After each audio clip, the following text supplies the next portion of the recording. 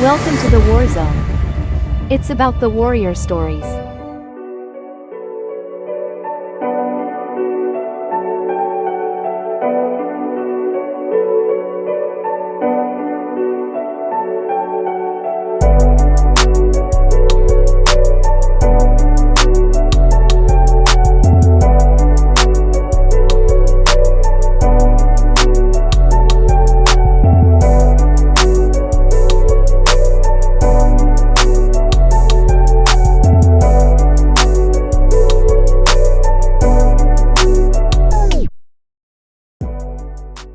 Good day, everyone. My name is Ulyss, and I'm the host of Warrior Zone.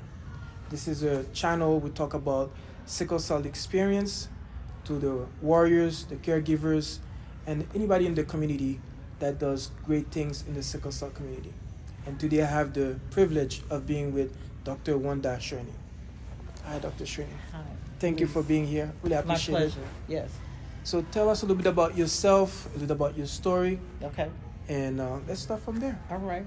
Well, I am Wanda Whitten-Shurney. I proudly keep my father's name. Yes. My father was Dr. Charles Whitten, and he founded the National Association for Sickle Cell Disease, which is now the SCDAA, because he felt as though there was information that we had about sickle cell disease that wasn't being put to good use. So he thought a national organization would be helpful with that. And it actually started with a group of 15 community-based organizations. And so the whole mission was to empower the community-based organizations. Just from the beginning, it started with 15 organizations. Yep. Wow. And then, in addition to that, at Children's Hospital, he felt like cancer patients, pediatric cancer patients, were getting good, comprehensive, multidisciplinary care, but children with sickle cell disease weren't. So he started the comprehensive sickle cell clinic at Children's Hospital. So now, What was that in Detroit, Michigan? Yeah, Children's Hospital of Michigan, right. And so, I went to University of Michigan to undergrad. I hated every minute of it. And I got offered a full academic scholarship to medical school at University of Michigan.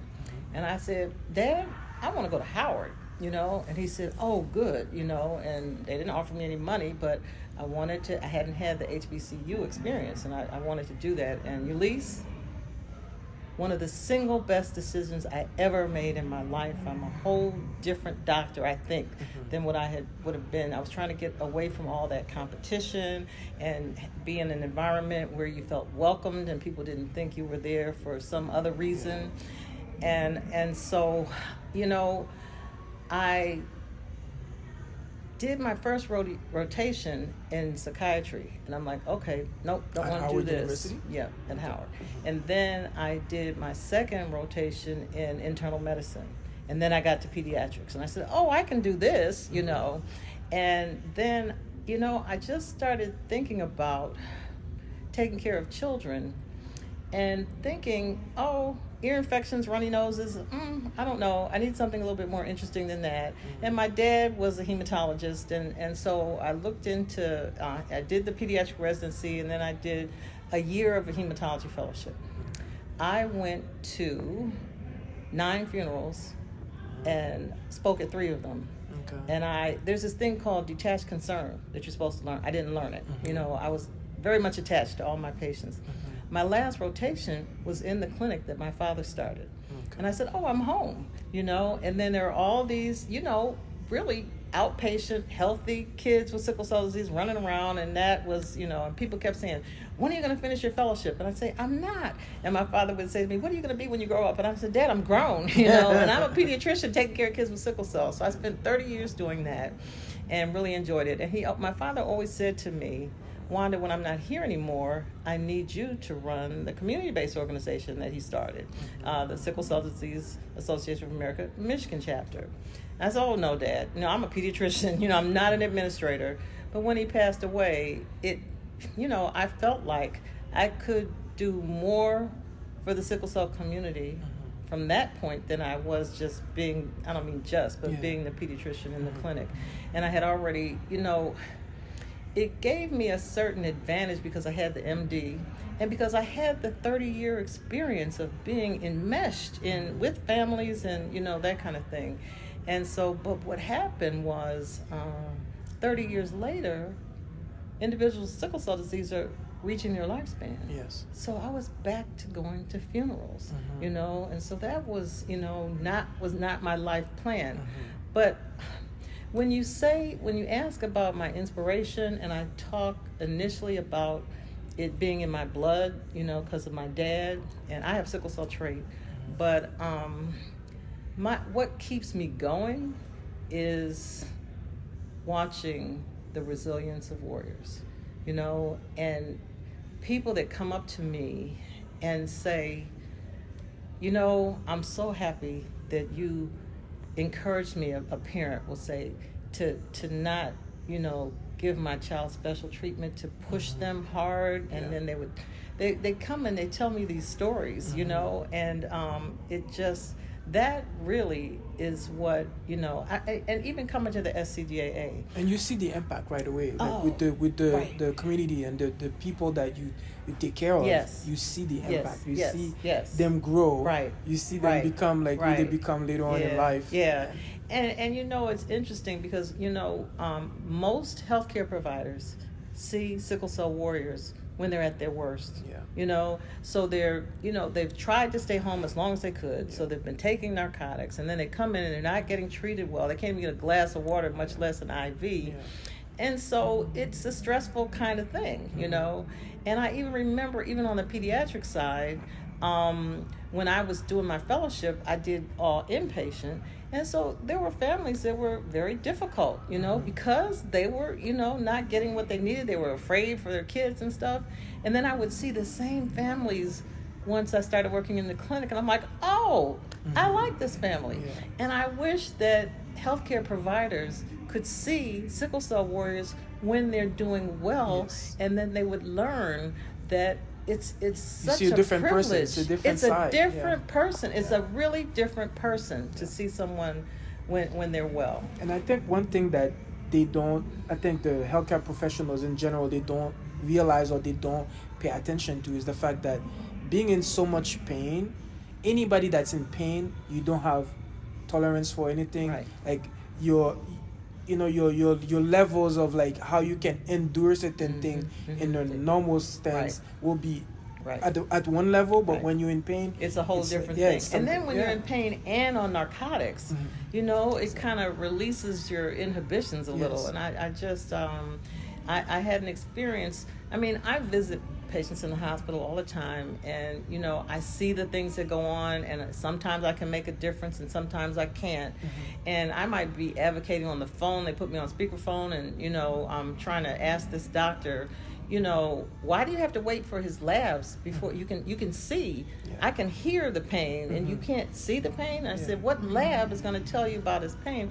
And she said, a retic count.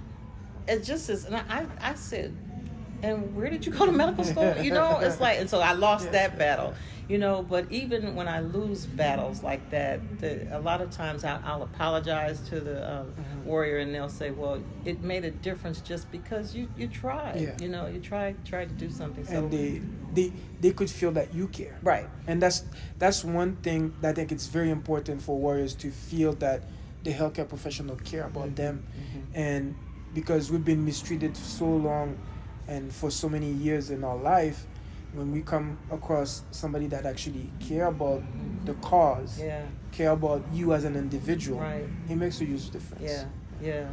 But the change is too gradual. You know, and now we're taking steps backwards. You know, I know that, you know, we have medications on the forefront, but just in terms of, like, in Michigan, I'm working on the Charles F. Whitten Center of Excellence for Sickle Cell Disease. Oh, that's good. And we have an 80% Medicaid population. And our business plan is dependent on billing Medicaid, you know, partially, you know. And so I'm just very concerned with this big ugly bill and, you know, all the things that are going on. I mean, even just not even related to sickle cell disease.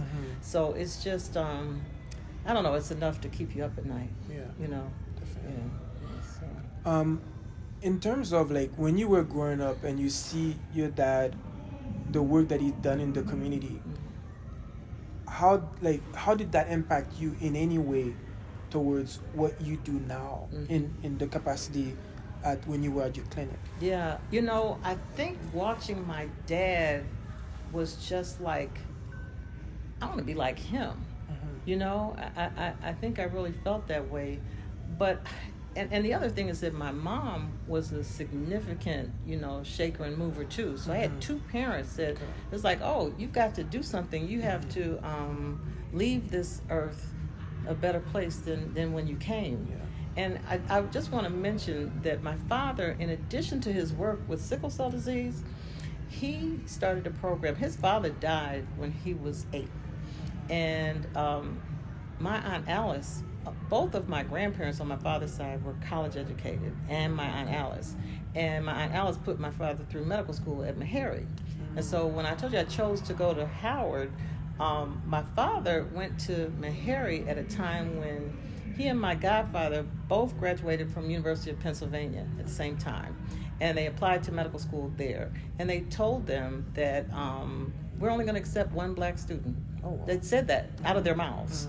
And they took my Uncle Jack. And so my father went to Meharry. But then again, that was one of the best things that ever happened to him, because all of his friends, he went to his 50-year medical school reunion, So, but I got off track a little bit because I want to talk about the fact that my dad felt that even though his father died when he was 8, that he was privileged.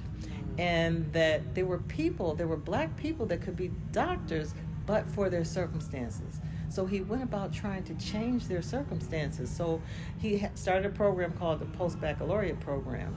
And if you got a stipend because he didn't want you to work, because he thought working was part of the reason you were having trouble, and a lot of just support, and you basically did the first year of medical school, and if you passed that program with a B average, then you were guaranteed admission into Wayne State University College of Medicine. Okay. And in that time that he ran the program, they graduated more black doctors than any other school besides Howard and Meharry. And in addition to that, we had a warrior from Haiti who actually got into that program. She had sickle cell disease, and she got into that program. Wow. And when she got, you do the white coat ceremony, she invited me to white coat her. And I felt like the Whitten family had really wrapped our arms around her, in a bunch of different ways. So, What's her name? Mm-hmm. What's the name of that doctor you're talking about? Medji Pascal. She was in medical school. She's taking a year off now. She's had a lot of problems with her sickle cell disease, but she's Because you said she's from Asian descent, I'm like, oh. Oh yeah, yeah, she is. Yeah, so where does this love of community comes from for you? I think it comes from, I always say I'm a proud graduate of the Detroit public school system. And, I used to be upset with my parents because friends that I would see at the National Medical Association meetings, were going to private schools and, and I'd ask them why, and they said, no, we did that for a reason. And I think just being in the community and, I don't know, just feeling like a part of it, and it was, I don't even know if I can put it into words, but it's kind of like you don't want to forget where you came from, but you got to have come from someplace in order to not forget where you came from, and so that's what I like when my family had this concept of there is a such thing as enough. And I think that's a huge problem in this country because these billionaires, no matter how much, it's never enough. And when his colleagues were driving Cadillacs and Mercedes and things, he was driving a Chevy. My mom drove a used car. So it was just like being normal. It felt like being normal. And I appreciated that. Yeah. Did your father had like a private clinic? No.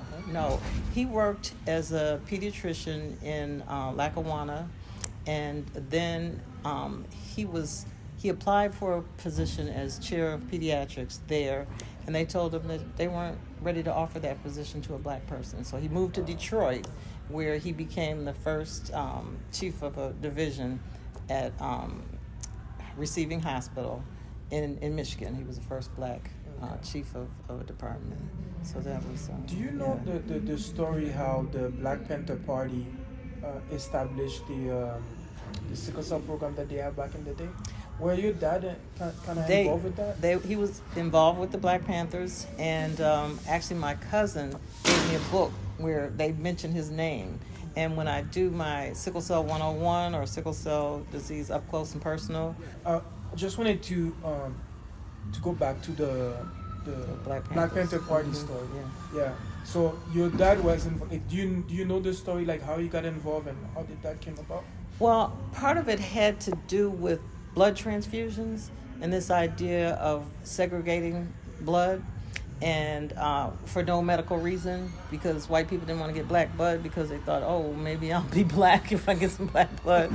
And so I think that was the initial contact, Okay. you know, and from then, and I mean, it wasn't like they had a close relationship, but he definitely, you know, he worked with them.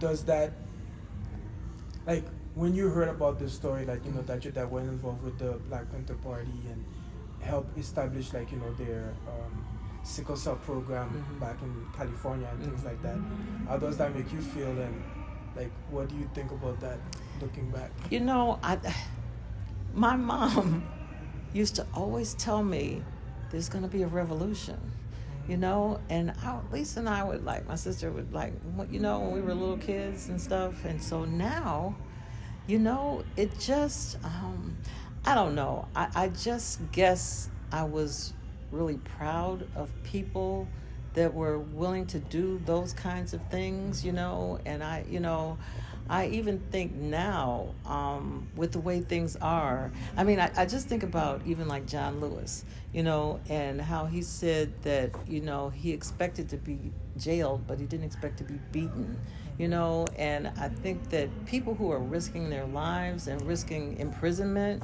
you know, it's like, I wish I was that brave, and I don't think I am, and I think that, that's, Well, you do it in your way.